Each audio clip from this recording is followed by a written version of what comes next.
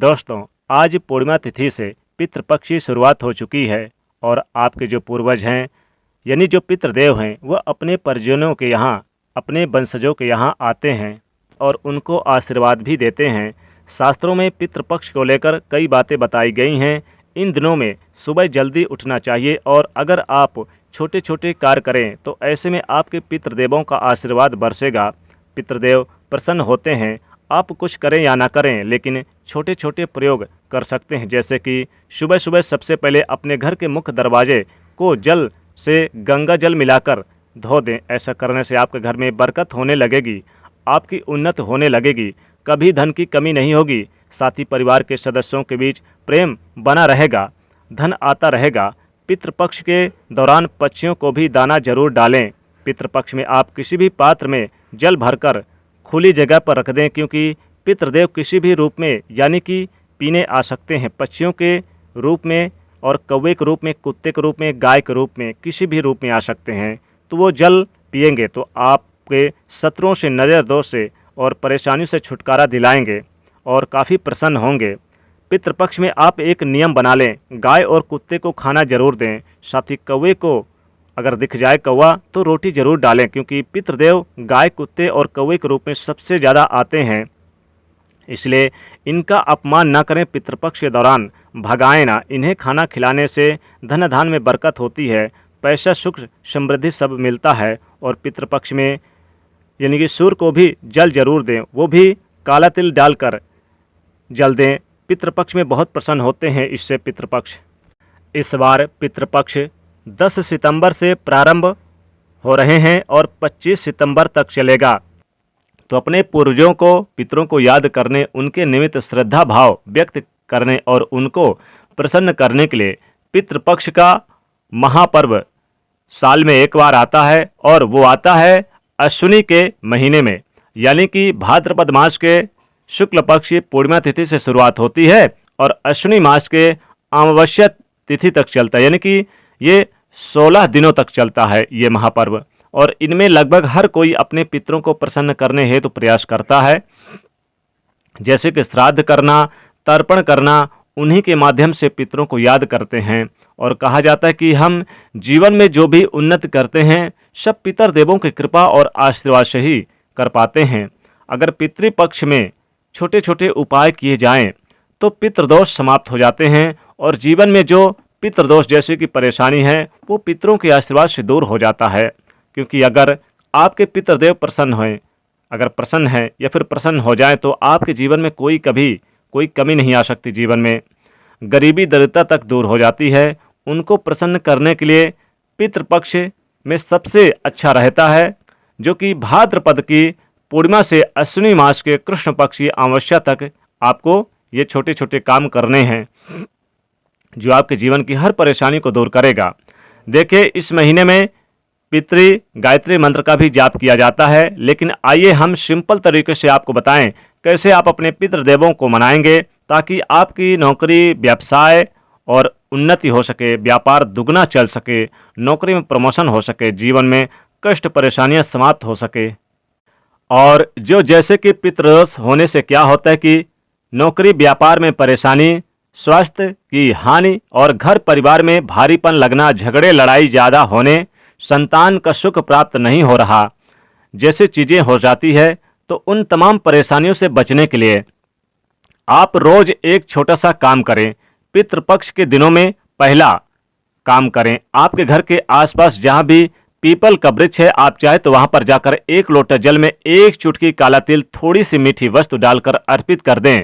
और यह संभव ना हो तो भगवान सूर्यदेव को जल अर्पित करते समय एक लोटा जल में एक चुटकी काला तिल डालकर अर्पित करें। और साथ ही साथ आप चाहें तो पीपल के वृक्ष के नीचे आप शाम के समय एक सरसों के तेल का दीपक भी जरूर जला दीजिएगा। इससे पितृदेव प्रसन्न होंगे और पितृदोष बदल जाएगा पितृ आशीर्वाद में। और इस महीने में आप जो भी काम करते हैं अच्छे कर्म, वो पितृदेवों को ही जाता है, क्योंकि इस महीने में वो सूक्ष्म लोक में यानी कि अपने लोक से धरती पर आकर विचरण करते हैं और अपनों के साथ रहते हैं। अपने जो उनके वंशज होते हैं उनके यहाँ रहते हैं, उनको देखते हैं, उन्हें आशीर्वाद बरसाते हैं। इसलिए बहुत नियम और धर्म के साथ इस महीने को आपको पूरा करना होगा।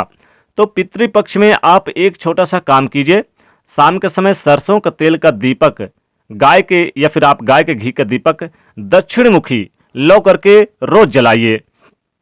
ध्यान से सुनिए, अपने घर पे शाम के समय सरसों का तेल का दीपक या फिर घी का गाय के घी का दीपक दक्षिण मुखी लौ करके रोज जलाएं। पूरे पितृपक्ष के दौरान जलाएं।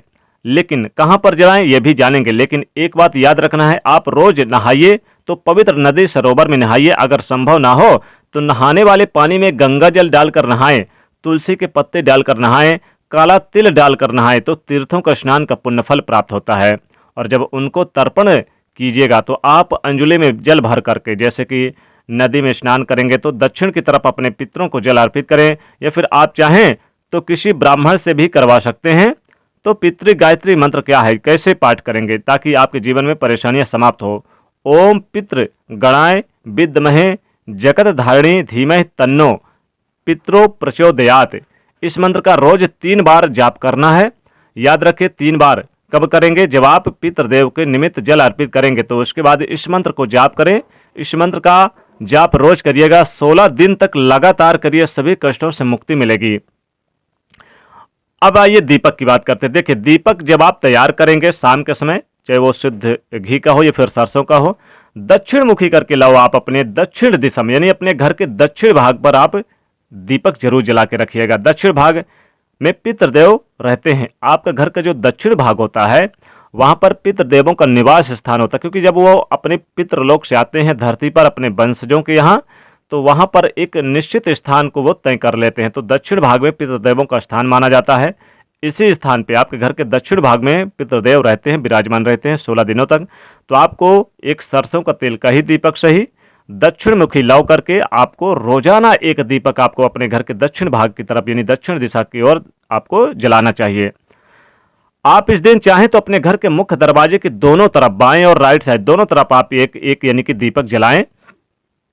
यहां से भी आपको, चूंकि अब देखिए क्या होता है कि सुख समृद्धि बढ़ती है, घर में गरीबी का नाश होता है, घर में चारों दिशाओं से लाभ होता है, मान सम्मान की प्राप्ति होती है, कष्टों से परेशानियों से छुटकारा मिलता है।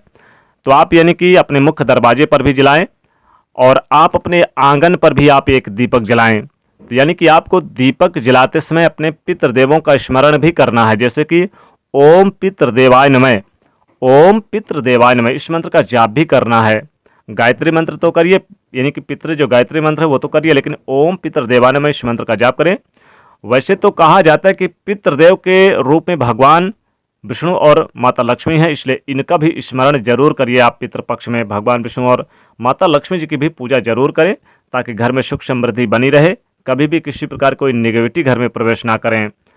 पितृदेवों का आशीर्वाद पितृपक्ष में जरूर प्राप्त करना चाहिए, क्योंकि पितृदेव अगर प्रसन्न हो जाते हैं तो जीवन के बड़े से बड़े कष्टों को भी तुरंत दूर कर देते हैं। घर में सुख समृद्धि हमेशा बनी रहती है, घर में धन धान्य से परिपूर्ण रहते हैं, कभी भी किसी प्रकार कोई कमी जीवन में नहीं आती है।